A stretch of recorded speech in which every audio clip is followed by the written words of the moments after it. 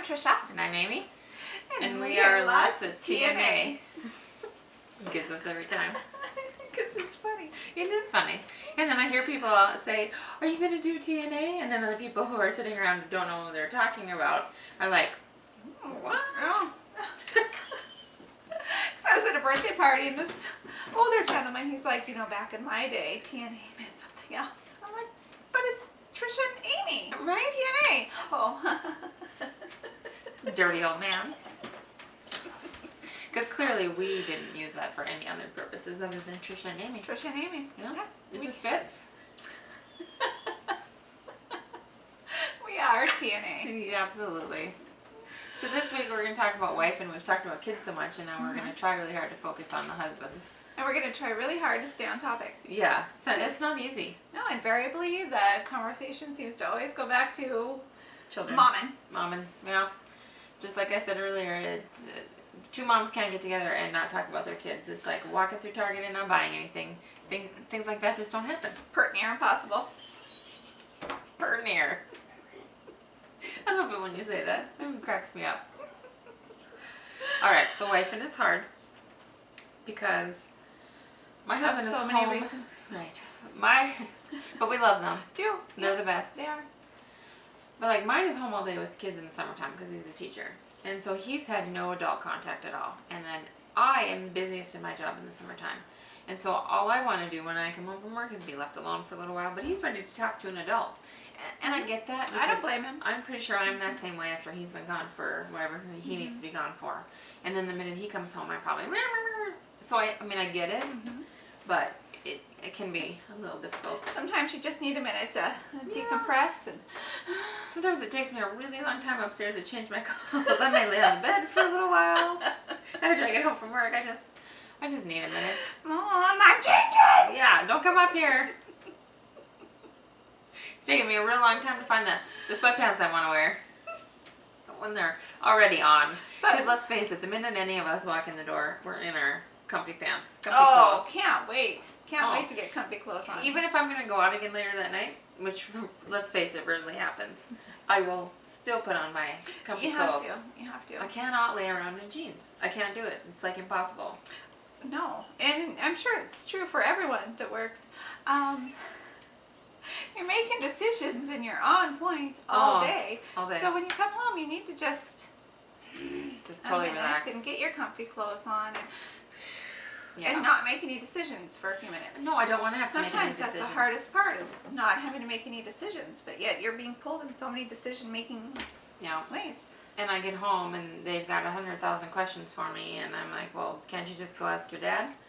And he's standing right there and he's like, yeah, why didn't you guys ask me that? But it's just we're the go-to. It's true. Just true.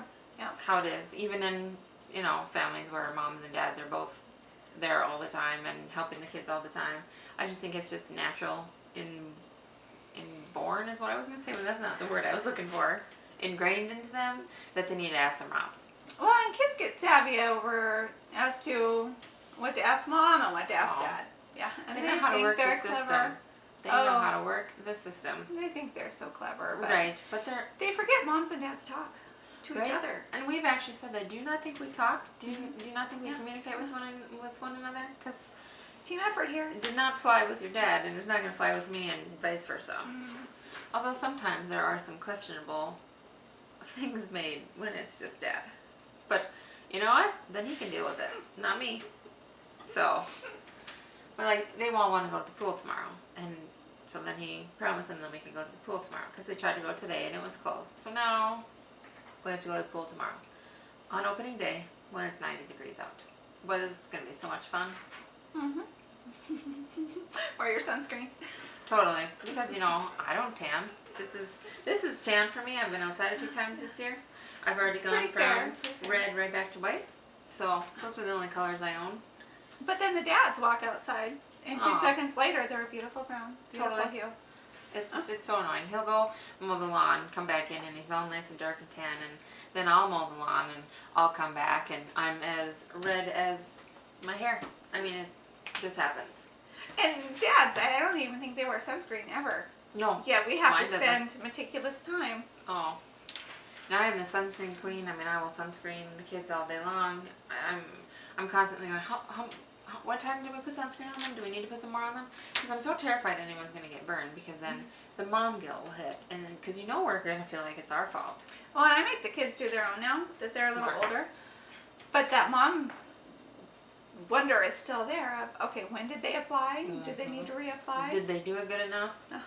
So if they do burn somewhere, I could say next time you need to focus on your ears. Right. Yeah. They do pretty much do their own for the most part. And they like to. And then they want to do mine. And I'm like, no, I'll do But I'll it's go ahead and stressful do my because own. the worry is never gone. Well, and I mean, not like getting a sunburn is the worst thing in the world, but I mean, I've been burnt enough times in my life. I know how uncomfortable it is, and so I don't want them to have to go through that. And we live in North Dakota, Cha, so you bet. we don't have a lot of these nice summer days. We just don't. Nope. Then we gotta put on our jackets. Most of the year we gotta wear our jackets. Yeah, because it gets real cold. Yeah.